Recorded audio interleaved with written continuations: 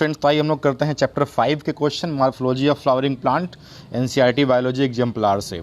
First question है, rearrange the following zones as seen in the root in vertical section and choose the correct option. तो जो root का vertical section होता है उसमें जो डिफरेंट डिफरेंट जोन होते हैं उनको जो है रीअरेंज करना है। तो पहले देख लेते हैं होता कैसे है रूट का वर्टिकल सेक्शन। ये जो है अर्थ सरफेस के नीचे ये है रूट। बात करें हम रूट की, तो इस रूट में जो है क्या होता है, सबसे जो नीचे वाला पार्ट दिख रहा है, सबसे नीचे वाले पार्ट पे यहाँ पे एक कैप लाइक स्ट्रक्चर होता है, इसको बोलते हैं रूट कैप। इसको बोलते हैं हम लोग रूट कैप। आरसी लिख दिया हमने, root cap, RC, root cap. Root cap हो गया। रूट कैप के बाद ये रूट कैप ने जो है जिस स्ट्रक्चर को ढक रखा है वो स्ट्रक्चर, वो जगह, वो थोड़ी सी लोकेशन जो इतनी ये दिख रही है, इतनी लोकेशन कहलाती है मेरिस्टेमेटिक रीजन, या इसको बोलते हैं मेरिस्टेमेटिक जोन। तो ये हो गया आपका मेरिस्टेमेटिक जोन। उसके बाद फिर जो है आगे का जो रीजन होता है वो कहलाता है, वो यहाँ से यहाँ तक बना दे रहे हैं, आगे का जो रीजन होता है वो कहलाता है इलांगेशन जोन। तो ये हो गया आपका इलांगेशन जोन हो गया। और उसके बाद फिर जो लास्ट में जोन दिख रहा है आपको, और ये जो सबसे अर्थ सरफेस के जस्ट नीचे है, ये कहलाता है आपका मैचुरेशन जोन। इसको बोलते हैं हम लोग मैचुरेशन जोन। और मैचुरेशन जोन में क्या होते हैं, यहाँ पे रूट हेयर्स निकले होते हैं। मैचुरेशन जोन में यहाँ से रूट हेयर्स निकले होते हैं।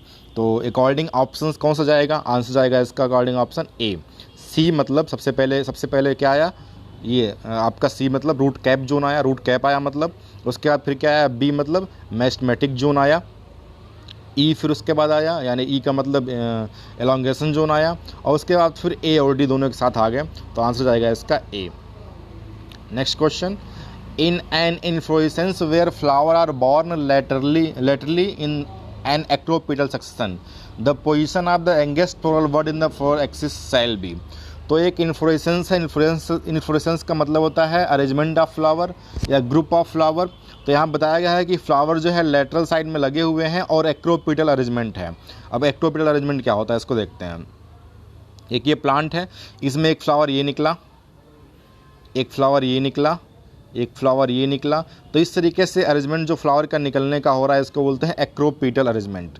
तो सबसे पहले ये निकला, फिर ये निकला, फिर ये। तो इसमें क्या देख पा रहे हैं आपकी जो है, सबसे पहले ये निकला तो ओल्डेस्ट हो गया, उसके बाद उससे नया, फिर और नया, फिर और नया। तो जितना ही नया होगा, जितना ही फ्लावर नया होगा, जितना ही फ्लावर बड नया होगा, वो उतना ही दूर की तरफ है, और ये सब पास में है तो इसको बोलते हैं प्रॉक्सिमल एंड, और जितना नया है वो दूर है उसको बोलते हैं डिस्टल एंड।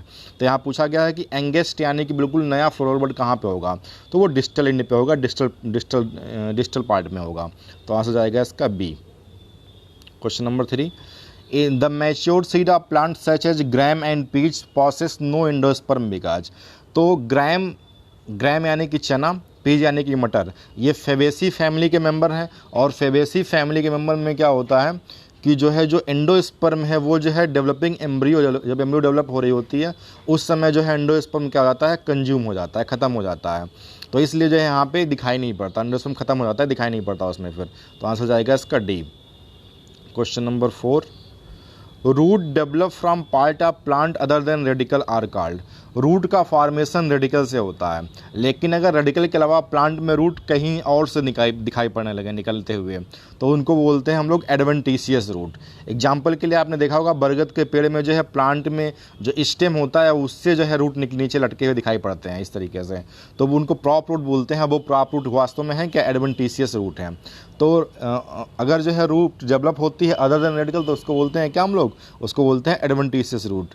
बाकी हम बात करें टैप रूट की, तो रेडिकल से डायरेक्ट फॉर्मेशन हो रूट का तो उसको बोलते हैं टैप रूट।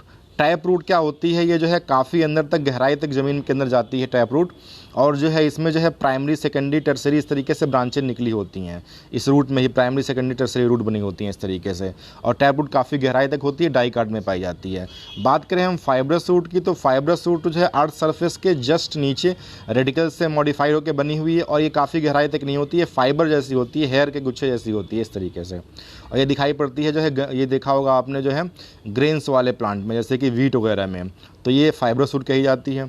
एडवेंटिशियस रूट बताइए आपको हमने। नेक्स्ट क्वेश्चन है, venation is term use to describe the pattern of arrangement of. Venation क्या होता है, arrangement of vein and veinlets in a leaf lamina.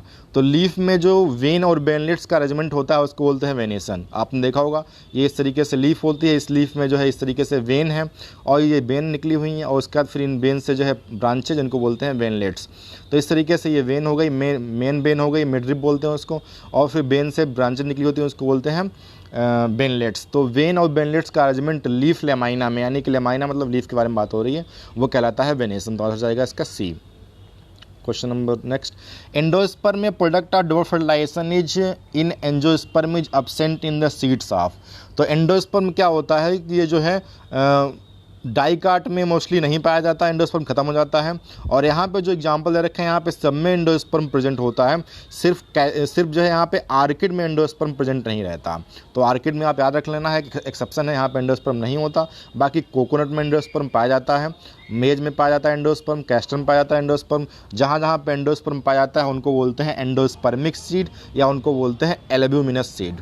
तो जहाँ जहाँ पे एंडोस्पर्म है उसको बोलते हैं एंडोस्पर्मिक सीड या उसको बोलते हैं एल्ब्यूमिनस सीड। और जहाँ पे एंडोस्पर्म नहीं होता उनको बोलते हैं नॉन एंडोस्पर्मिक सीड या उनको बोलते हैं एक्स एल्ब्यूमिनस सीड।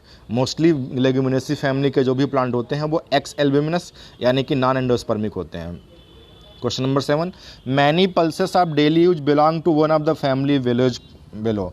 तो बहुत सारी पल्सेस मतलब दालें, जितनी भी दालें होती हैं वो सारी की सारी फेवेसी फैमिली से मिलती हैं। फेवेसी मतलब लेग्यूमिनेसी फैमिली का ही पार्ट है, या जो है पेपलिनोसी फैमिली बोलते हैं, इसको बोलते हैं दालों वाली फैमिली है ये फेवेसी फैमिली। तो आंसर इसका गया फेवेसी। सोलेनेसी को बोलते हैं पोटैटो फैमिली, इसमें आलू बैगन आता है, मिर्चा आता है, हरी मिर्च आती है भाई, हरी मिर्च लाल मिर्च जो भी है। तो सोलेनेसी को बोलते हैं पोटैटो फैमिली। बात करें लिलियसी फैमिली की, इसको बोलते हैं लिली फैमिली, और लिली फैमिली में लहसुन प्याज आता है। बात करें पोएसी फैमिली को, तो पोएसी फैमिली में जो है गेहूँ चावल आता है। तो आपका आंसर गया इसमें B. Question number 8, the placenta is attach to developing seed near the. Placenta जो है डेवलपिंग सीड में कहाँ पे किसके पास में अटैच होती है? तो इसका आंसर है हाइलम के पास में अटैच होती है। दिखाते हैं आपको, ये जो है ये आपकी जो है ओवरी है, इस ओवरी में ये है प्लेसेंटा, ये प्लेसेंटा है, प्लेसेंटा से ये जो है फ्यूनिकल, और ये हाइलम, ये यहाँ पे हाइलम रीजन है, और इस हाइलम रीजन से इस तरीके से जो है ओब्यूल बना होता है, और यही ओब्यूल जो है सीड में कन्वर्ट होता है। तो ये हाइलम रीजन से ये सीड वाला पार्ट का, सीड या ओब्यूल वाला पार्ट जो है कनेक्टेड है। तो आंसर जाएगा इसका hilum. Question number 9, which of the following plant is use to extract blue dye. तो ब्लू डाई जो है निकाला जाता है इंडिगो फेरा से। तो इंडिगो फेरा लेग्यूमिनेसी फैमिली का प्लांट है और इससे ब्लू डाई निकालते हैं।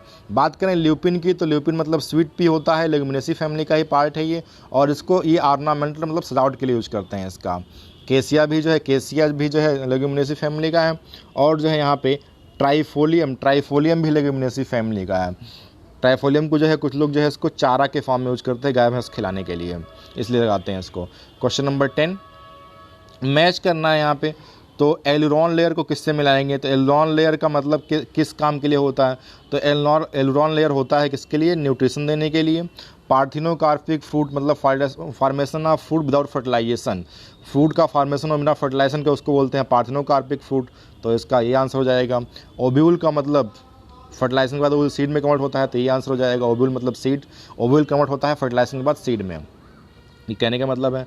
और एंडोस्पर्म का फॉर्मेशन तब होता है जब डबल फर्टिलाइजेशन होती है तब। तो ये सब मिला लिया, इसमें जो भी मिल जाए मिला लीजिएगा आंसर। तो आंसर क्या जाएगा इसका? तो इसका आंसर जा रहा है आपका क्वेश्चन नंबर 10 ए का फर्स्ट है, तो आंसर जा रहा है इसका क्या? बी में ए का सेकंड दे रखा है और बाकी सब मैच कर रहे हैं। तो आंसर इसका गया बी। तो इसका आंसर हो गया बी। इसके अलावा बाकी भी जितने भी एग्जाम्पल के क्वेश्चन हैं, जितने भी चैप्टर हैं, सबके वीडियो पड़े हुए हैं, आप जो है उसको देख लीजिएगा। Thank you.